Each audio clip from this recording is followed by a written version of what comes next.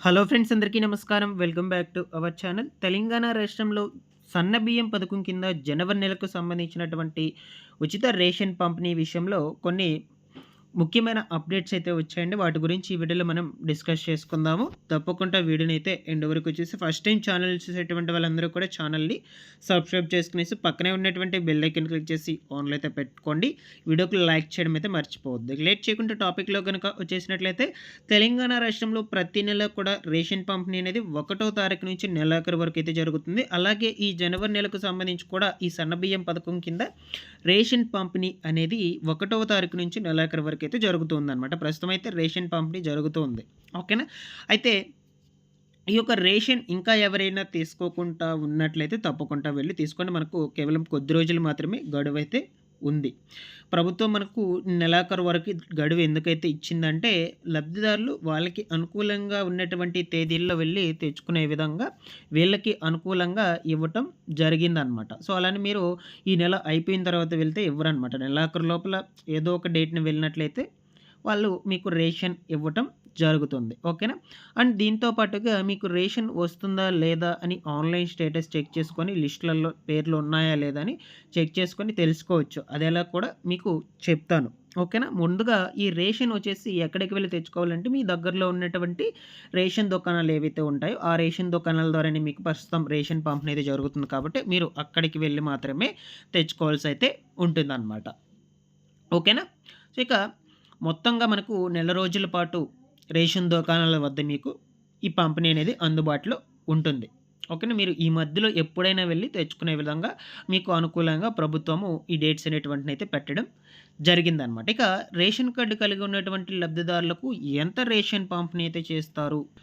ఒక వ్యక్తికి వచ్చేసి 6 కిలోల సన్న బియ్యం అయితే ఇస్తారండి. సో, పూర్తిగా ఉచితం అనమాట మీకిది. ఒక్క రూపాయి కూడా పే చేసుకోవాల్సిన అవసరం అయితే లేదు. అది కూడా కుటుంబ సభ్యుల సంఖ్యను బట్టి మీకు డిపెండ్ అయ్యి ఉంటుంది. ఫర్ ఎగ్జాంపుల్‌గా ఒక వ్యక్తికి 6 కిలోలు అన్నారు కదా!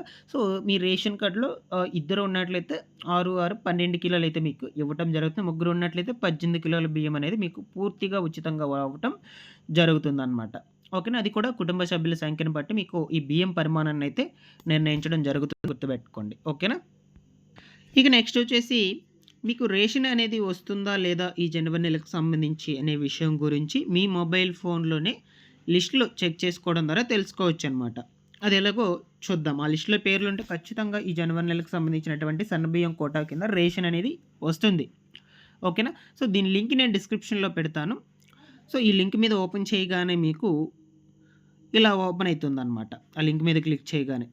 సో, ఇక్కడొచ్చేసి రిపోర్ట్స్ అనే ఆప్షన్ అయితే ఉంటుంది. లెఫ్ట్ సైడ్‌లో చూసినట్లయితే కింద మీకు ఈ వరుసగా ఆప్షన్స్ అనేటివి ఉంటాయి కదా! ఇక్కడ రిపోర్ట్స్ అనే ఆప్షన్ మీద క్లిక్ చేసినట్లయితే నెక్స్ట్ వచ్చేసి మీకు ఈ విధంగా ఓపెన్ కావడం జరుగుతుంది. ఇక్కడ క్లియర్‌గా అబ్జర్వ్ చేయండి. Key register and allocation reports అనే ఆప్షన్ అయితే ఉంది కదా! సో, దీని మీద అయితే క్లిక్ చేసుకోండి. సో, దాని మీద క్లిక్ చేశాక మనకు ఇలా ఓపెన్ కావడం అయితే జరుగుతుందనమాట. మంత్లీ కీ రిజిస్టర్ రిపోర్ట్ అనే దాని మీద క్లిక్ చేసుకోండి. ఓకేనా? సో, ఇక ఫైనల్‌గా ఆ మంత్లీ కీ రిజిస్టర్ రిపోర్ట్స్ అనే ఆప్షన్ మీద క్లిక్ చేయగానే మీకు ఇలా ఓపెన్ కావడం అయితే జరుగుతుంది. సో, ఇక్కడ ఈ ఆప్షన్స్ అన్నీ కూడా మీరు జాగ్రత్తగా సెలెక్ట్ చేసుకోవాలనమాట. Select month. సో, మనకు జనవరి మంత్ కాబట్టి ఇది జనవరి మంత్. ఇక ఇయర్ 2026. నెక్స్ట్ వచ్చేసి సెలెక్ట్ ఏ డిస్ట్రిక్ట్. ఇక్కడ మీ యొక్క డిస్ట్రిక్ట్ ఏదో మెయిన్‌గా అది చూజ్ చేసుకోండనమాట. ఫర్ ఎగ్జాంపుల్‌గా నేను ఇది సెలెక్ట్ చేశాను. దాని తర్వాత సెలెక్ట్ ఏ మండలం. మీ మండలం ఏదో సెలెక్ట్ చేసుకోండి. ఇక ఫైనల్‌గా వచ్చేసి ఇది సెలెక్ట్ ఏ ఎఫ్‌పిఎస్ నంబర్‌ని అయితే అడుగుతుందనమాట. ఇది ఏం అవసరం లేదు మీకు.